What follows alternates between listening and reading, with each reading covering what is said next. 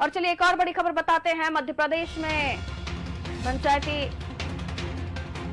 के चुनाव की तारीखों का ऐलान हो गया है। तो मध्य प्रदेश से ये बड़ी खबर, पंचायत चुनाव की तारीखों का ऐलान 20 दिसंबर से 3 जनवरी तक चुनाव होंगे।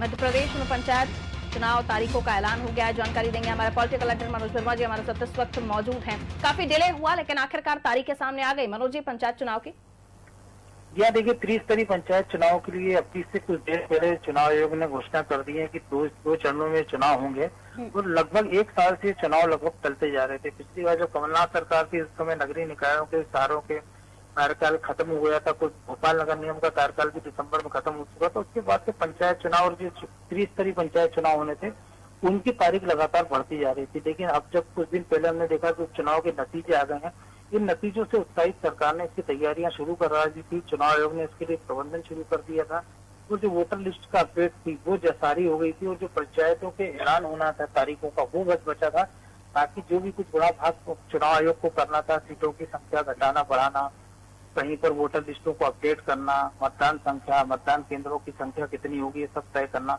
इसके बाद अभी इस तारीखों का ऐलान हुआ है कि दो चरणों में चुनाव होगा। पहले चरण में 20 दिसंबर को चुनाव होगा और दूसरे में 3 जनवरी को होगा। इसके साथ ही मध्य प्रदेश में आदर्श आचार संहिता भी लागू हो जाएगी, जिसके बाद सरकार कोई लोक लुभावन घोषणा नहीं कर पाएगी।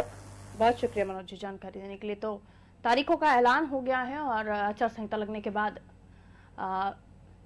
सरकार किसी तरह की लोक लुभावनी घोषणाएं नहीं कर पाएगी।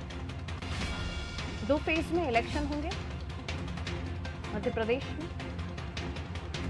चुनाव आयोग ने इस मामले में तारीखों का ऐलान कर दिया है।